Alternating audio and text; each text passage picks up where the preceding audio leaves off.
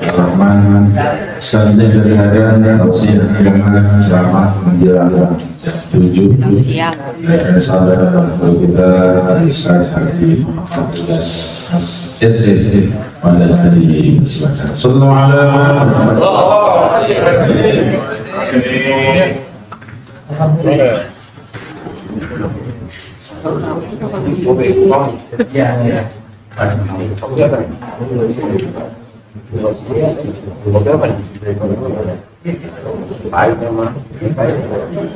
Assalamualaikum warahmatullahi wabarakatuh.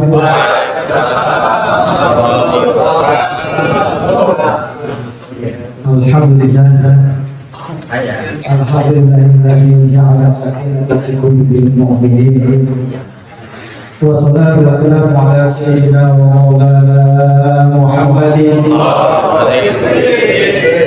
ala alihi wa sahbihi ajma'in. Asyhadu an la ilaha illallah al-malikul haqqul mubin Muhammadur Rasulullah sallallahu alaihi wasallam.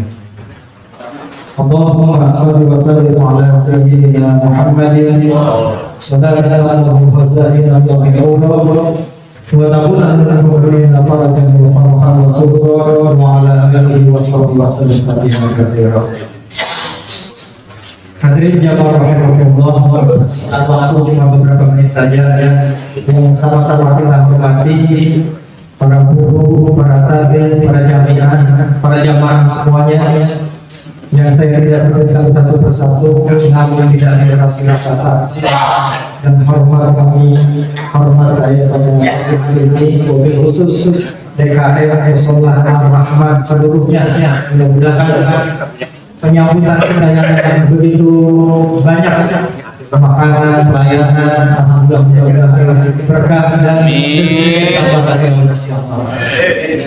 Dan yang sama-sama kita bersama Abu Yakin yang Allah khair beserta jajaran pengurus Warsila, mudah-mudahan Allah berikan keberkahan, panjang umur, sehat walafiat. Dan seluruh jamaah juga semua panjang umur, berkah, sehat walafiat.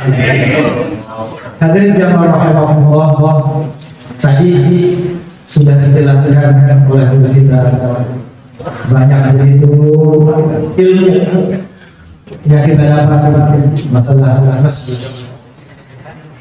Hadirin jamaah rahimahullah, kita hidup di dunia ini tidak lain hanya untuk beribadah kepada Allah Subhanahu wa taala.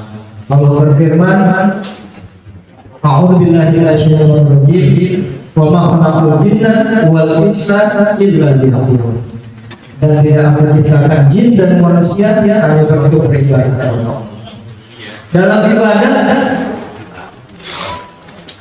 kita tidak ada dengan mau aturan sendiri, nggak bisa dengan kita maunya sendiri. Ibadah itu perlu istiqomah, yang tadi guru kita bilang konsekuen. Istiqomah itu terus menerus, konsekuen, terus kita istiqomah, continue. Nah itu istiqomah. Perlu istiqomah untuk mendapatkan surganya Allah SWT.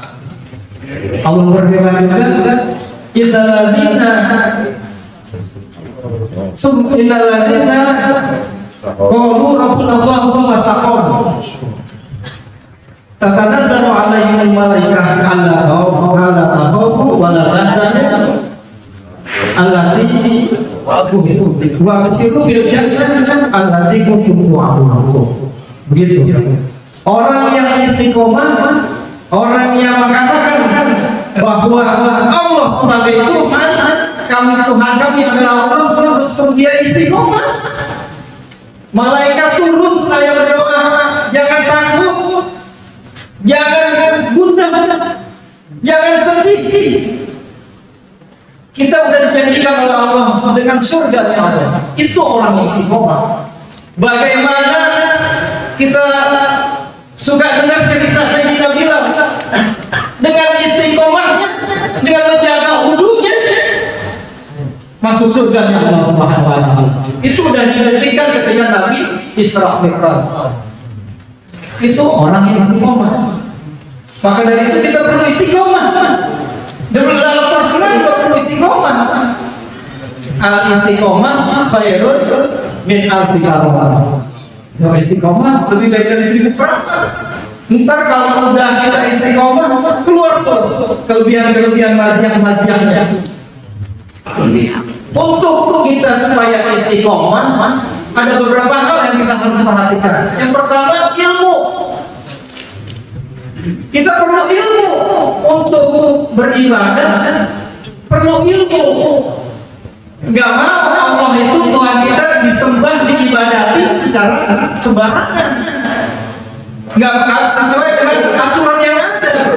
Maka dari itu kita perlu ilmu. Ilmu sholatnya, ilmu puasanya, bagaimana anak-anaknya di masjid juga, itu kan ibadah. Ada perlu ilmu untuk supaya ibadah kita diterima oleh Allah. Perlu ilmu, ya sekarang kita ibadah aja tanpa ilmu ditolak. Itu perlu ilmu kita, dan ilmu menentukan derajat seseorang. Orang soleh atau bukan, itu ilmu. Biar cepat aja. Yang kedua, lingkungan membentuk. Orang itu baik atau tidak, lingkungan yang membentuk kita. Coba kita alhamdulillah lingkungan Persila, terus istiqomah di lingkungan Persila. Kerjaan kita, coba. Orang yang tinggal di Jatiwaringin, walaupun benar karena lingkungannya baik, lingkungannya kalau ada perayaan, ada apa-apa, kita ngadain maulid. Terus kalau ada kematian, kita tahlil berdoa. Itu lingkungan membentuk. Sekarang nih, apalagi semalam tuh kelapangnya. Nanti lingkungan kalau membenci ulama, membenci apa itu dia ngeri. Jangan sampai kita ikut-ikutan. Yang sekarang lagi heboh, lagi viral masalah nasab. Jangan ikut-ikutan. Takut kita nggak hormat sama guru, nggak hormat sama orang yang lebih alim. Semua guru-guru kita itu para temannya kata-kata apa? Perlu kita hormat. Dia terputus atau tidak nasabnya, wallahu a'lam, udah kita nggak paham, nggak ngerti. Kata yang penting kita hormat, ta'zim. Dengan ilmunya, dengan adab-adabnya kita kebanyakan maulid aja. Yang meramaikan, yang memasukkan itu habaib. Hal yang memasukkan habaib. Itu perlu. Jangan kita ikut-ikutan. Itu saking membencinya. Coba, masya Allah. Semuanya. Kayak mata ini. Cara. Lebih baik nyanyian Allah daripada 70. Kenapa apa ini? Orang kalau benci, ujung-ujungnya apa? Masalah dunia. Nggak ada orang yang berebut masalah akhirat. Nggak ada. Bagi pokoknya apa pahalanya? Untuk di pahala. Pasti masalah dunia. Sampai begitunya. Kita jarang ikut-ikutan. Kita malah saya kalau udah dengar begitu buru-buru tutup aja dah. Ngeri benernya gitu. Malah kita sedih. Jadi perpecahan umat jadi galau. Dia terceramah di sana jadi nyebar benci lagi. Kalau itu benci, udah bukannya. Kalau orang kafir aja kita harus hormat. Kalau dia tidak, apa namanya kita hormati. Apalagi sesama muslim, apalagi orang-orang alim.